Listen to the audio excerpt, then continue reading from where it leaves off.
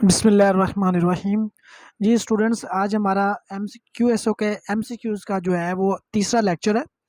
इसमें हम इंशाल्लाह कवर करने 100 तो कवर करने की कोशिश करेंगे, 100 MCQs कवर हो जाएं और बाकी जो है नेक्स्ट लेक्चर में हो जाएंगे इंशाल्लाह। जी 100 से शुरू करते हैं। A fact is said to not proved when it is neither proved not disproved. एक फैक्ट को उसको प्रूव नहीं कहा जाएगा जब वो ना तो प्रूव होता है उसको किया जाता है, ना ही वो डिसप्रूव हो। तो फिर ये स्टेटमेंट बिल्कुल ट्रू है।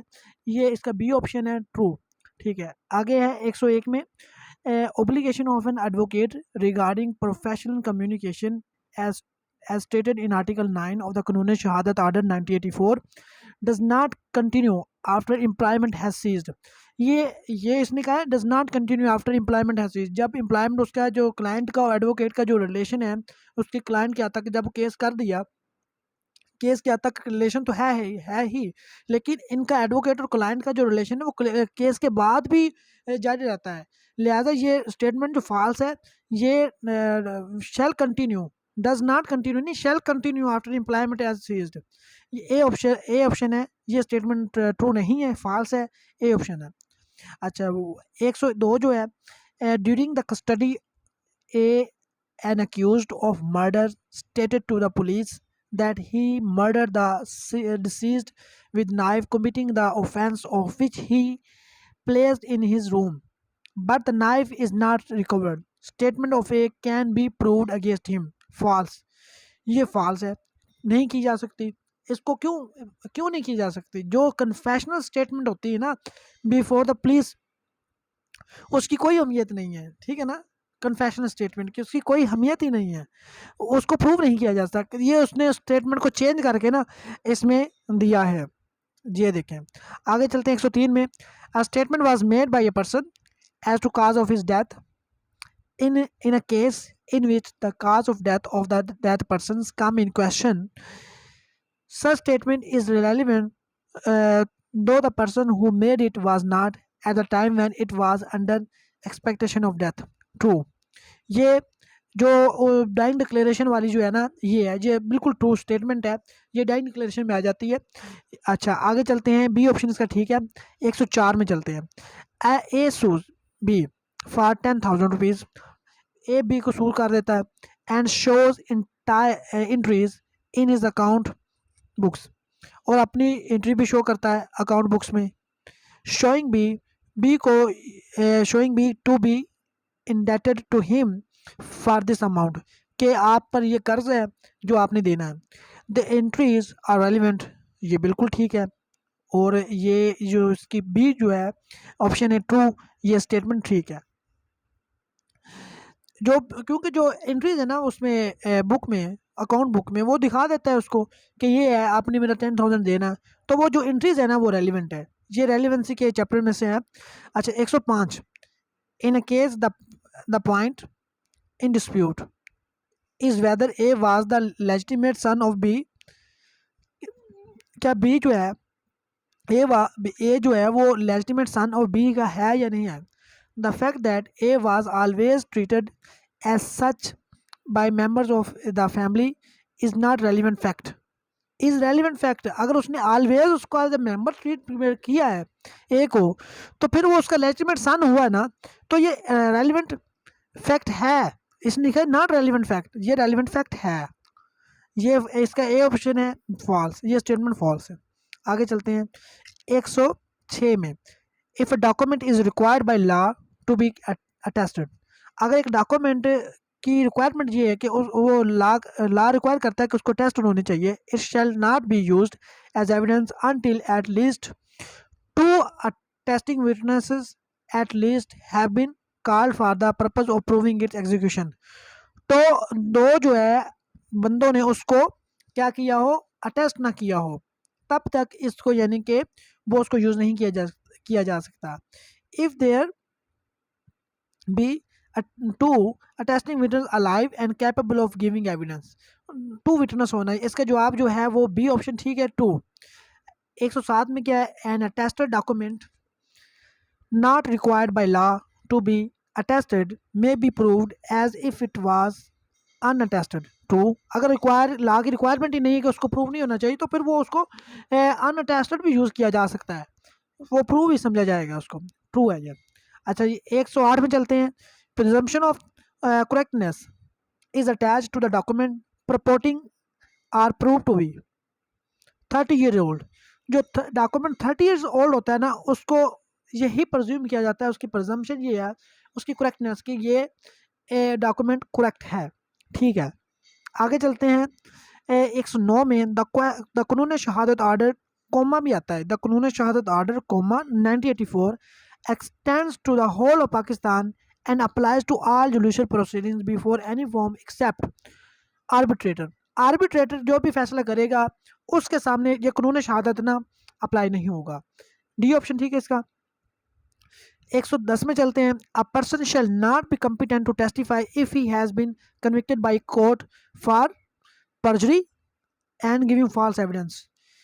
for perjury or giving false, both A and B option ठीक है इसका। A lunatic is not incompetent to testify unless he is prevented by his lunacy from both A and B। और वो A and B दोनों देख लेते हैं। Understanding the question put to him, giving rational answer to the question. अगर वो उसके सामने जो क्वेश्चन रखेगा उसका जवाब सही दे देता है, और जो अगर उसका उनको समझ लेता है और जवाब सही दे देता है, तो क्या है वो ए कम्पिटेंट विटनेस होगा, नॉट ए इनकम्पिटेंट विटनेस, नुलैटिक जो होता है।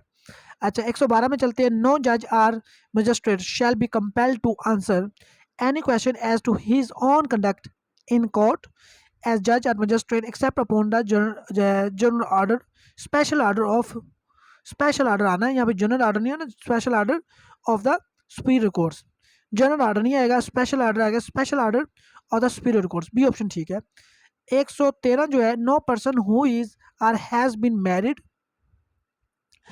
is married to any person shall be compelled to disclose any communications made to him during his marriage by the one who is married to him, nor shall be permitted to disclose any such communication without prior permission except किसी both A and B। अब both A and B जो हम पढ़ लेते हैं, in suit between married person proceeding in which one married person is prosecuted for any crime committed by other। अगर उनके दरमियान में सूट है चल रहा है तो उसमें जो डिस्क्लोज कर सकते हैं, और दूसरा अगर एक ने दूसरे के खिलाफ कोई क्राइम किया उसमें इन्वॉल्व है, तो वो फिर उसको जो कम्युनिकेशन ड्यूरिंग मैरिज उनके दरमियान में हुई है, एक बंदे मियाँ ने बीवी को कोई कम्युनिकेट चीज़ की है, बीवी ने मियाँ को कोई है, वो उसको फिर डिस्क्लोज किया जा सकता है। अदरवाइज उसको ना तो परमिट किया जाएगा और ना ही कंपेल किया जाएगा वो डिस्क्लोज करे। बहुत ए एंड बी ऑप्शन ठीक है। अच्छा जी, 114 चलते हैं। No one shall be permitted to give any evidence derived from unpublished official record relating to any affairs of state except with the permission of any officer of the concern। Head of the department की permission के बगैर ये नहीं हो सकता, उसकी इजाज़त लेनी चाहिए, यानी कि किसी भी पर्सन को यानी कि परमिट नहीं किया जाएगा कि वो अनऑफिशियल जो अनपब्लिश्ड ऑफिशियल रिकॉर्ड जो है जो अफेयर्स ऑफ स्टेट के रिलेटेड है उसको यानी कि वो उसको उसकी एविडेंस दे, जब तक हेड ऑफ द डिपार्टमेंट वो इजाज़त ना दे दे। ए ऑप्शन ठीक है जी इसका। 115 में चलते हैं। In article 6 of the Qanun Shahadat order 1984 official record relating to the affair of state includes document concerning industrial or commercial activities carried on directly and indirectly by both A and B, both B and C, both B and C, provincial and federal। provincial federal related जो भी जितने भी affairs of state होंगे उनके जो documents होंगे ना official record, वो मुराद है। ऑफिशियल रिकॉर्ड किसका? स्टेट का। स्टेट में क्या जाता है? फेडरल स्टेट, फेडरल और प्रोविंशियल दोनों। बहुत डी ऑप्शन ठीक है जी इसका, बी एंड सी। 116 में चलते हैं। No public officer shall be compelled to disclose communication made to him in official confidence when he consider that the public interest would suffer. जब अगर एक पब्लिक ऑफिसर ये फील करता है कि पब्लिक इंटरेस्ट सफ़र करेगा, लोगों का नुकसान होगा, आम जनरल पब्लिक का, तो वो क्या करेगा? उसको कंपेल नहीं किया जा सकता कि वो कम्युनिकेशन डिस्क्लोज करे जो उनके ऑफिशियल कॉन्फिडेंस में हुई की गई है, तो उसको कंपेल नहीं किया जा सकता जी। आगे चलते हैं 117 में। नो मजिस्ट्रेट और police officer shall be compelled to say when he got any information as to the commission of offence. Commission आएगा जी अगर किसी ऑफेंस के रिलेटेड उनको इंफॉर्मेशन मिली है, अगर किसी ऑफेंस के रिलेटेड उनको इन्फॉर्मेशन मिली है तो उनको क्या किया जाएगा, उनको ये नहीं कहा जाएगा कि आप इसको डिस्क्लोज करें। ठीक है, ये प्रिविलेजेस वाला जो चैप्टर जो उसमें आता है आर्टिकल 4 से लेकर 14 तक। आगे चलते हैं, आर्टिकल जो है सॉरी नंबर 118 से शुरू करते हैं। अकॉर्डिंग टू आर्टिकल 8 और the Qanun Shahadat order 1984, no revenue officer shall be compelled to say where he got any information as to the commission of any offence. उसने के कमीशन ऑफ एनी ऑफेंस की जो offence commit हुआ है उसकी information कहाँ से ली है, ये against the public revenue, against the public revenue. ये पब्लिक रेवेन्यू के बारे में है आर्टिकल 8 जो है ना, फ्रॉम उसके बारे में ये बताया गया है कि रेवेन्यू ऑफिसर वो है ना, no revenue officer shall be compelled. कौन revenue officer, against the public revenue. ठीक है जी, 119 करते हैं जी।